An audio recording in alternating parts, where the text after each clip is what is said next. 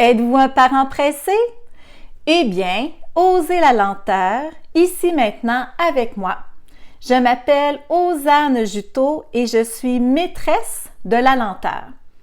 Je vous souhaite la bienvenue à l'école de la lenteur.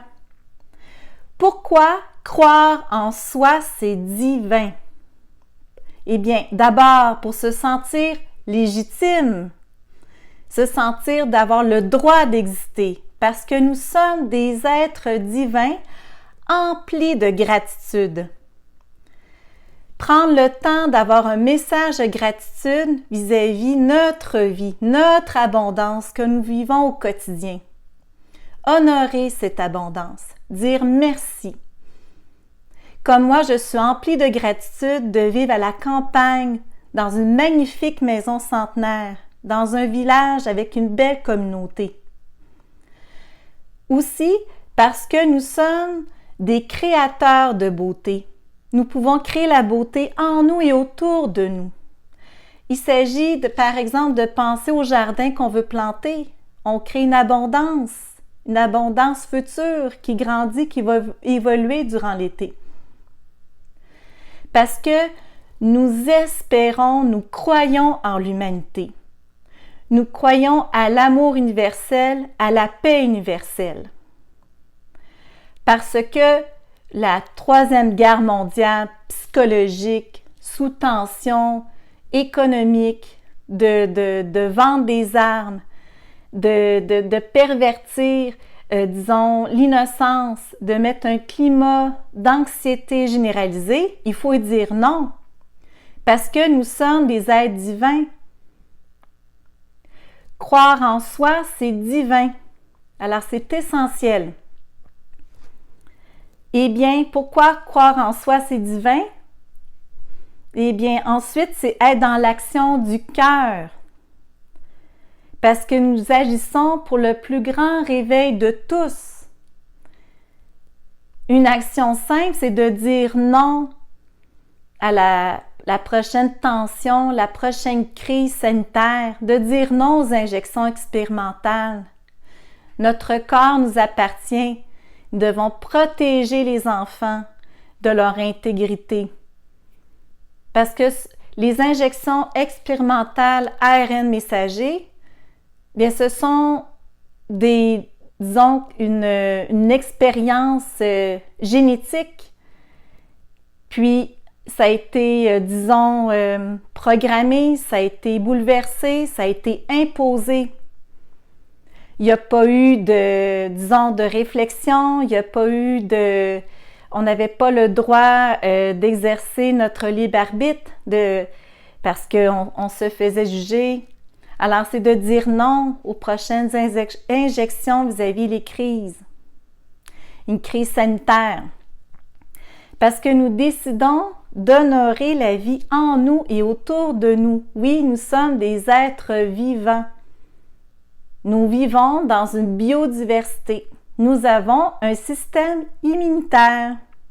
Il paraît rire tous les jours aide au système immunitaire. Se lever le matin, d'honorer la vie, de dire qu'est-ce que je peux faire aujourd'hui pour me rendre heureux, me donner de la joie, malgré mes besoins insatisfaits, malgré l'anxiété que je peux vivre un matin. Les enfants, naturellement, ne se posent pas la question qu'est-ce qui me rend heureux aujourd'hui? Ils incarnent la joie de vivre. Alors peut-être les prendre en exemple. Observer son enfant, observer son petit enfant. Parce que ce devoir d'adulte aussi est de protéger l'innocence des enfants vis-à-vis des différentes menaces. Là, la menace de la Troisième Guerre mondiale, une menace de faire croire au changement climatique, une menace de dire que le système, scolaire ou le système de la santé, c'est la solution. Alors, c'est de protéger l'enfance, de protéger l'innocence, puis de valoriser son propre talent comme parent, comme adulte. Parce que chacun d'entre nous, nous avons un talent, nous avons un don, nous avons une mission de vie particulière. Et c'est important d'y croire, d'y réfléchir et de mettre en action. Et disons d'être à côté d'un système pervers qui veut mettre un climat anxiogène. Alors, c'est de trouver un réseau de personnes qui résonnent avec ses propres valeurs. Alors, c'est pour ça que c'est important de croire en soi, c'est divin. Ensuite, c'est être dans la vérité sensible et intuitive. Parce que nous voulons la lumière et les vérités qui guident le droit d'exister. Les vérités vont se dévoiler à partir du moment qu'on croit qu'il y a un mensonge. Parce que dans le monde dans lequel nous vivons, le mensonge est de plus en plus exposé. Ils ne savent plus comment le cacher. Les politiciens ne se cachent plus de leur corruption. Les limites du système scolaire ne se cachent plus de plus avoir de moyens de soutenir les élèves qui sont en difficulté d'apprentissage sans proposer une médication. Alors, pourquoi croire en soi, c'est divin? Parce qu'on est maître de la vie que nous voulons pour nous et pour nos enfants. Ensuite, parce que nous exerçons notre libre arbitre de décider. C'est le temps des décisions. Nous sommes dans une révolution où le mensonge prend de plus en plus de place à se dévoiler et nous devons décider quelle vérité sur laquelle nous voulons bâtir notre amour, notre essence de vie, notre espoir. Alors, est-ce qu'on veut aller dans notre libre arbitre de choisir entre Dieu ou Satan? Parce que c'est ça la réalité. Est-ce que c'est de s'affirmer ou de subir, disons, les effets de la crise économique, de toutes les crises anxiogènes? Est-ce que je décide de dire non à ça ou je subis? Ensuite, de créer sa vie d'abondance ou de décider de détruire. Détruire en jalousant l'abondance de l'autre. Détruire en critiquant des vérités que d'autres personnes osent expliquer, osent dévoiler.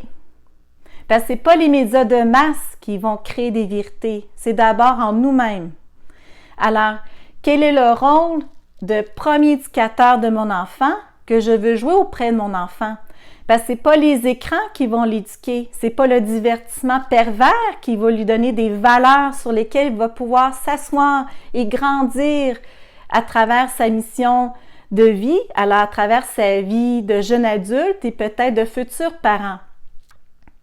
Alors, est-ce qu'on décide dans notre libre arbitre d'espérer ou de mourir de peur? Est-ce qu'on décide de vivre sa vie ou de survivre? Alors, c'est le temps des choix, de se choisir pour soi et aussi pour nos enfants, parce qu'il y a différentes menaces de l'enfance. Puis ces menaces, nous les connaissons, que ce soit la surexposition des écrans avec le divertissement pervers, des vedettes qui n'ont aucune valeur, chrétienne, aucune valeur d'amour. Les films d'action très polarisés à choisir un camp qui divise. Alors, c'est comme un conditionnement mental à travers ce divertissement-là de se dire, nous sommes dans un monde divisé et c'est comme ça. Non, il faut dire non, nous sommes dans un monde unifié, il faut s'unir. Alors, parce que justement, être affirmé dans sa valeur, c'est de dire non au mensonge, c'est de dire non au monde de transhumanisme qu'on veut nous faire miroiter que ça sera ça la solution pour bien vivre et garder notre confort. Le transhumanisme, ça passe par toutes les injections expérimentales avec l'ARN messager. C'est des expériences qu'on fait sur le corps parce que, je veux dire, les vaccins traditionnels, ça prenait environ 10 ans pour en développer un. Puis pour les femmes enceintes, normalement, c'était 20 ans avant la mise en marché. Alors, on a mis en marché ces expérimentations-là géniques à peine en 1 an. puis on a vacciné des enfants qui ont toute leur vie devant eux avec aucun recul. Et pareil au niveau des femmes enceintes, fait que ça a des répercussions et les effets indésirables se manifestent, la vérité se manifeste. Ensuite, quand on parle de transhumanisme à dire non, il y a toute la question de l'inversion des genres.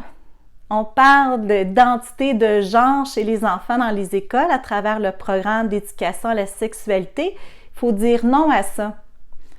Ensuite, on fait la promotion du polyamour.